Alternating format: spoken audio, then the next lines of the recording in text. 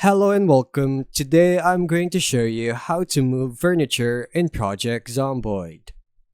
To start, make sure the piece of furniture is empty and movable. Containers like fridges or cabinets must be emptied of items first, or the game won't let you pick them up. Next, look at the left side of your screen for the furniture icon that looks like a cabinet or drawer. Click it to open the furniture action menu. You'll see options like pick up, place, rotate, and disassemble. Click pick up. Your cursor changes to a green outline. Hover over the furniture you want to move. If the tooltip is green, left click to start picking it up.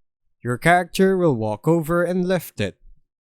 Large objects may split into pieces that must be picked up individually. Once the furniture is in your inventory, go to the place you want it.